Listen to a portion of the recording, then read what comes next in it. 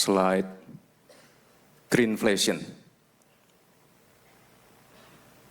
Ini pernah ramai pada waktu debat Pilpres. Ada yang bingung, ada yang meremehkan, ada yang bilang ini enggak penting, ini penting sekali. Assalamualaikum warahmatullahi wabarakatuh. Salam sejahtera, Shalom, Om Swastiastu, Namo Buddhaya, salam kebajikan, Rahayu Rahayu. Ini saya sudah menyiapkan beberapa slide. Nanti akan saya paparkan secara santai aja ya. Saya nggak usah pakai podium. Jadi saya yakin teman-teman di sini sudah tahu banyak negara-negara besar di dunia yang saat ini terdampak perubahan iklim karena pemanasan global. Ada bencana kekeringan ekstrim, banjir, kenaikan air laut, yang nanti dampaknya banyak seperti gagal panen, dan lain-lain. Jadi ini tantangan kita ke depan. Tantangannya sudah ada di depan mata dan kita harus segera bertindak. Tapi Bapak Ibu, teman-teman semua,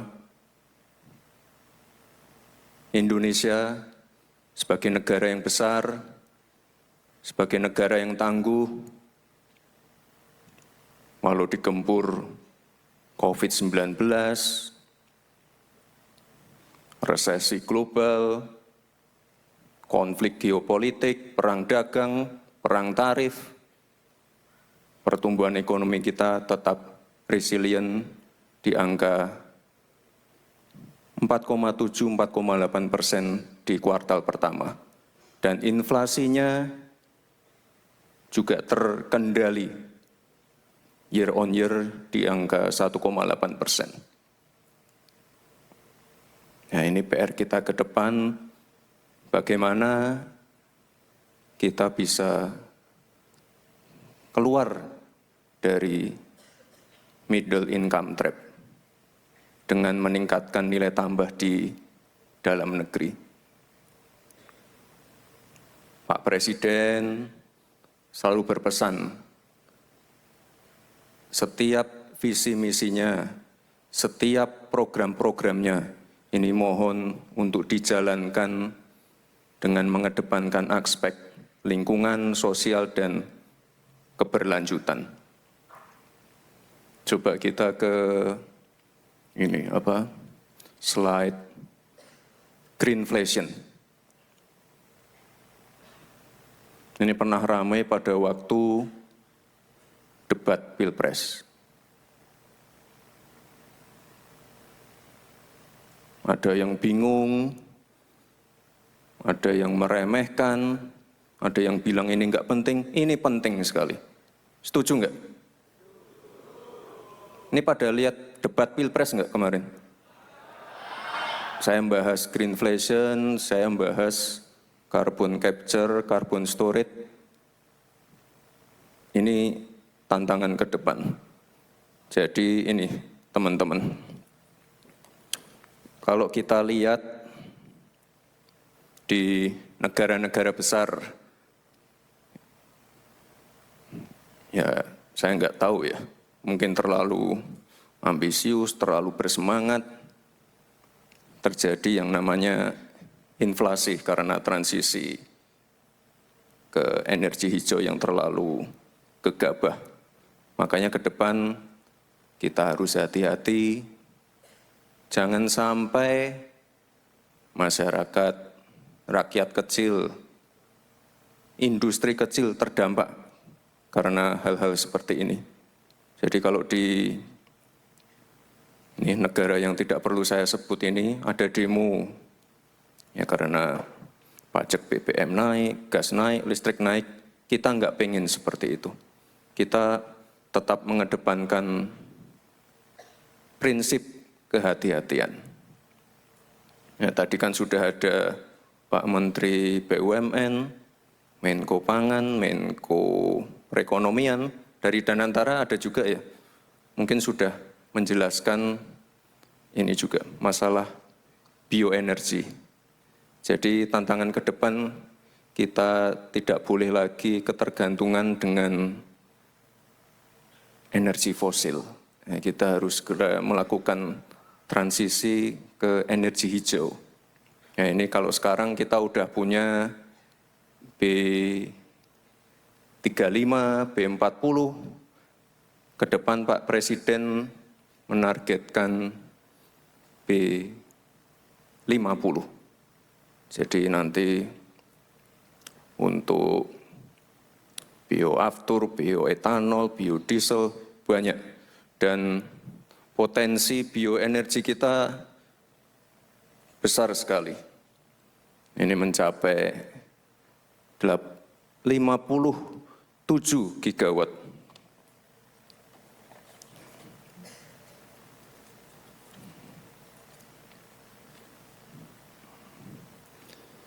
Dan kalau yang namanya sawit, rumput laut, kita termasuk yang terbesar di dunia. Coba sekarang kita lompat ke IKN. Jadi komitmen Indonesia untuk mengurangi dampak perubahan iklim ini sudah sangat besar. Ini salah satu persemaian atau nursery center yang ada di IKN.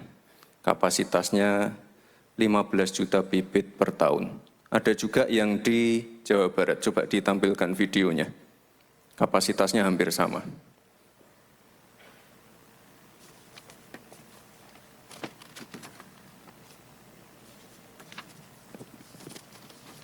Enggak ada suaranya ya.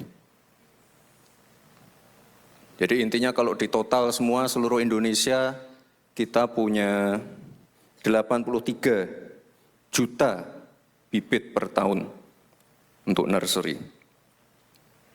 Jadi kembali lagi ke IKN. Dulu tuh banyak sekali hoax-hoax tentang IKN. Jadi apa?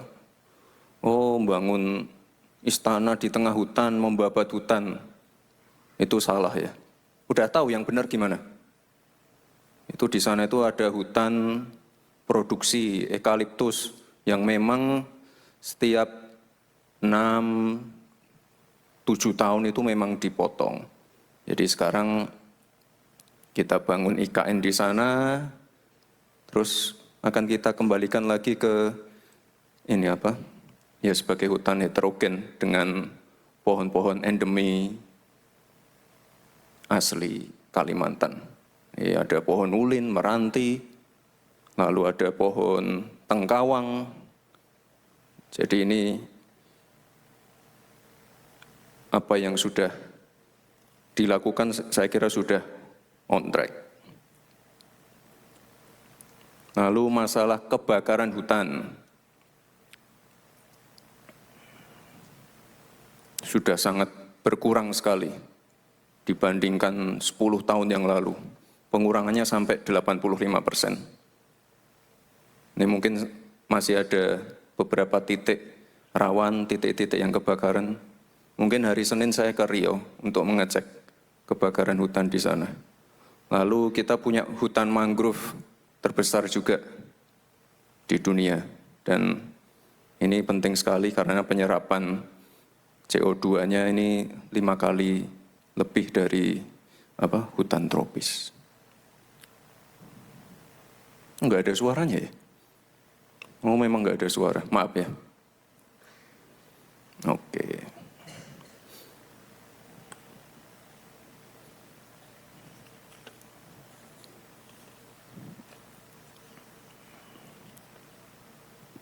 kita sekarang juga sudah punya PP nomor 79 tahun 2023 tentang kendaraan listrik.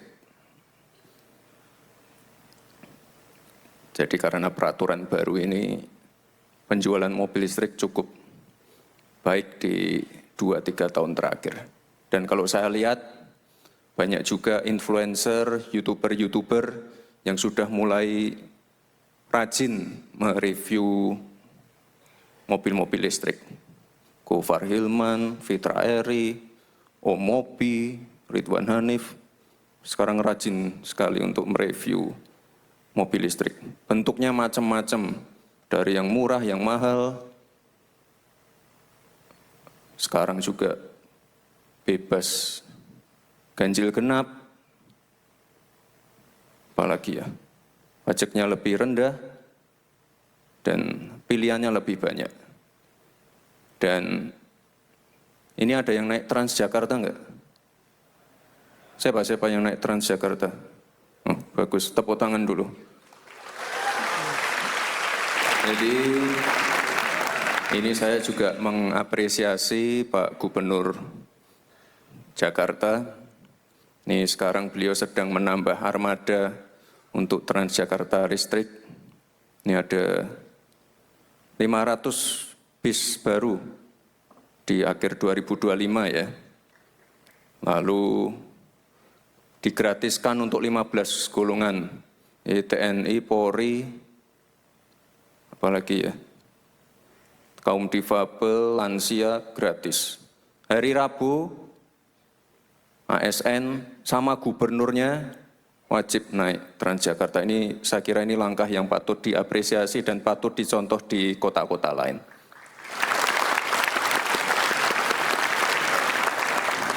Itu. Lalu selain mobil listrik, kita juga ingin membahas masalah pengelolaan sampah. Nah, saat ini sudah ada Satgas Percepatan Pengelolaan Sampah. Nanti di 12 kota ada yang namanya pembangkit listrik tenaga sampah. Ada 2 percontohan di Surabaya dan di Solo. Nah, itu sudah saya cicil pada waktu saya masih wali kota. Ini yang di Surabaya 12 megawatt, yang Solo 8 megawatt. Ini udah selesai waktu saya masih wali kota, dan ya insya Allah di 12 kota nanti bisa segera meniru 2 kota ini. Ada yang dari Solo mungkin? Oh, dari Solo.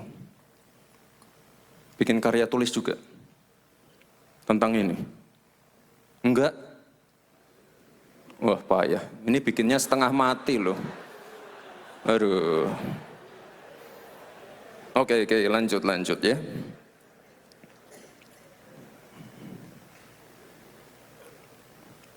Kita juga punya pembangkit, selain PLTSA ya, kita juga punya pembangkit ini apa? Energi baru terbarukan. Ini yang paling gede di Asia Tenggara.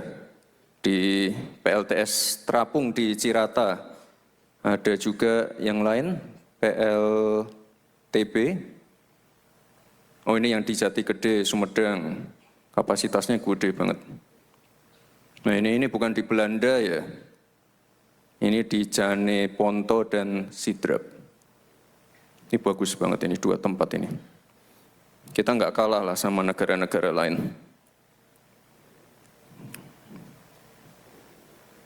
Lalu hari Selasa kemarin, Pak Presiden, saya dan beberapa menteri juga baru saja rapat terbatas tentang ini KEK, Kawasan Ekonomi Khusus yang ada di beberapa tempat.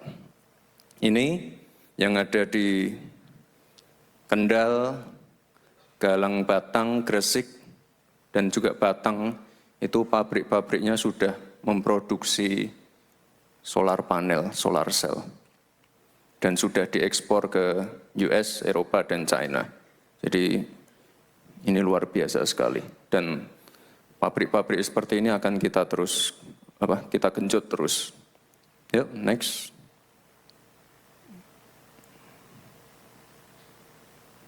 Minyak jelantah. Minyak jelantah sekarang juga sudah bisa diproses menjadi campuran bioaftur. Ini udah ada kilangnya di Cilacap. Nanti nambah lagi di, sebentar, akan bertambah lagi di Dumai dan Balongan. Itu ya. Dan karena hari ini banyak sekali anak-anak muda, saya berterima kasih sekali. Anak-anak muda sekarang hampir semuanya bawa tumbler, ke kampus, ke kantor bawa kontainer sendiri. Kalau belanja pakai bawa tas belanja sendiri, mengurangi penggunaan sedotan plastik. Dan yang paling saya senang tadi banyak yang pakai Transjakarta. Lalu tadi ada pemenang-pemenang karya tulis ya Pak ya, karya ilmiah. Tadi saya lihat ada 2 itu digital ambassador ya, kayak influencer seperti gitu ya. Oke. Mana tadi yang 2 orang itu ya? Oh, enggak gampang loh. Menyuarakan hal-hal yang kurang populer. Kayak kemarin saya bahas kemenyan. Kalian pakai parfum enggak? Ada yang pakai parfum enggak? Itu bahannya dari kemenyan. Bukan cuma dukun yang pakai kemenyan. Ya, yang namanya hilirisasi itu bukan hanya tambang. Ada yang lain-lain juga. Boleh tahu namanya siapa yang 2 ini? Siapa namanya? Boleh ditampilin nggak sih akun Instagramnya? Oh, nggak bisa ya. Oke, maaf. Ya, soalnya nggak gampang. Saya bahas kemenyan ribut, bahas AI ribut juga. Apa salahnya AI? Aduh. Ayo. Nama saya Aisyah, Pak. Aisyah. Kuliah di? Saya masih SMA. Hah? Masih SMA? Iya. Mantap.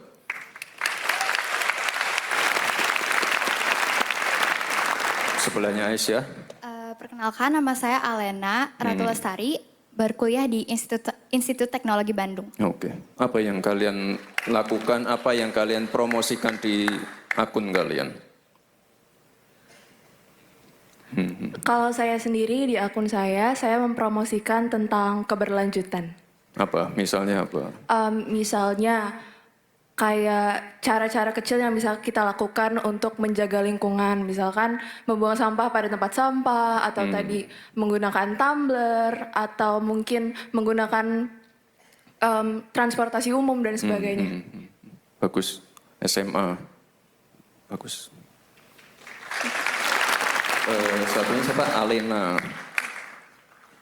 Kurang lebih sama juga Pak. Jadi kalau tujuan dari video yang saya buat dengan teman-teman saya itu adalah mengingatkan kembali kepada generasi muda untuk boleh punya kayak visi besar, misi besar, tapi tetap harus ingat untuk menerapkan hal kecil tadi seperti membawa tumbler sendiri, terus menggunakan transportasi umum dan sebagainya. Karena kan aksi kolektif itu kalau dilakukan bersama-sama akan menjadi besar gitu Pak. Oke.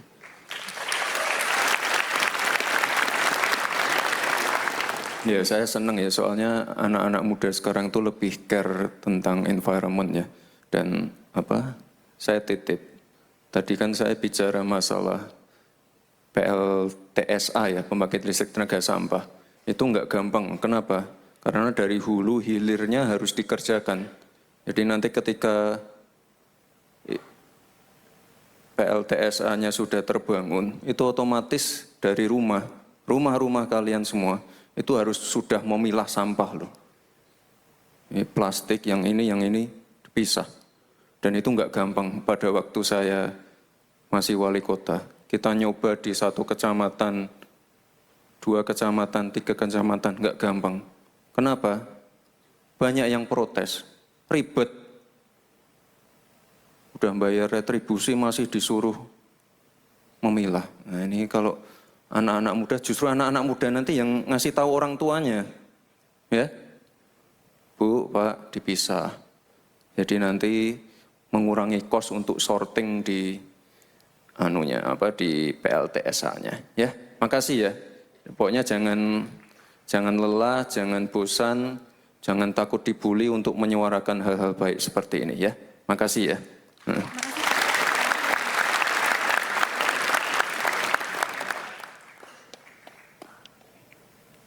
Nah, lalu ini harus saya mention juga beberapa komunitas, mungkin ada di sini juga ya. Komunitas anak-anak muda yang sudah memberi contoh yang baik,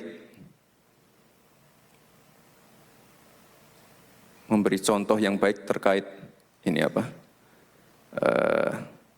bagaimana menjaga lingkungan yang baik. Kalau ini udah viral nih, sering viral. Ada Pandawara di sini, anggota atau apa?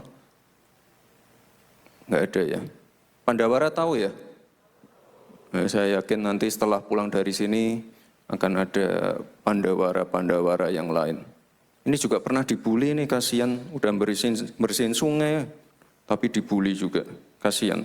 Ada Zero Waste Indonesia. Ada di sini nggak? Nggak ada ya. Coba tampilin dong. Nah ini. Sama juga edukasi gaya hidup minim sampah. Ada Trash Ranger, ini mengelola sampah di sekolah. Oh, ada orangnya di sini? Hah? Siapa? Oh, oke. Makasih ya. Lalu ada SRE. Oh, ini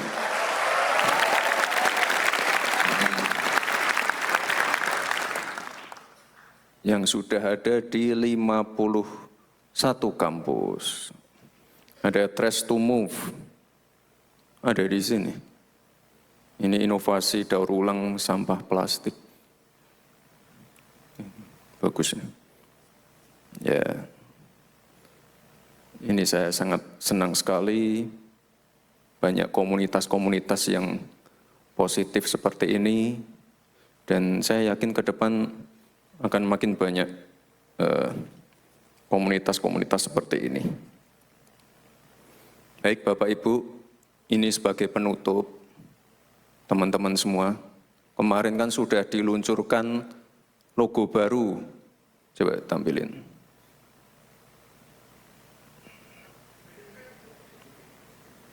Diluncurkan langsung oleh Pak Presiden. Saya titip teman-teman semua ya. Ya anak-anak muda itu kan punya dorongan yang kuat,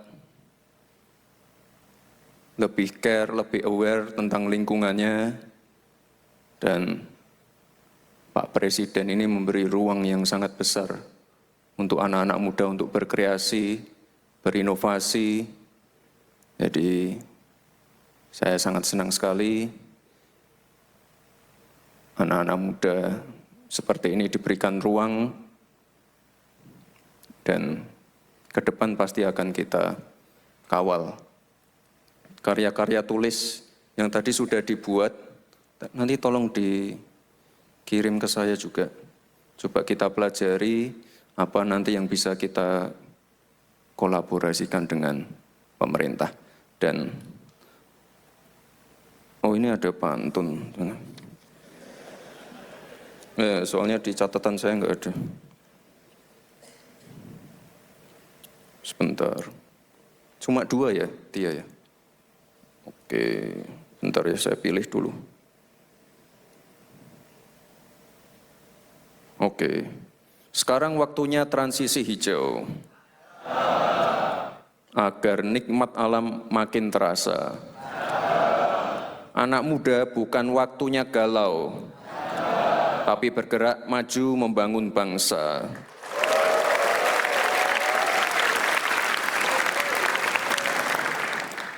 Ini satu lagi lah ya. Pergi ke sawah melihat petani. Petaninya istirahat sambil makan nasi. Saya senang hadir di sini, bertemu anak muda yang penuh semangat dan inovasi. Sekian, terima kasih. Wassalamualaikum warahmatullahi wabarakatuh.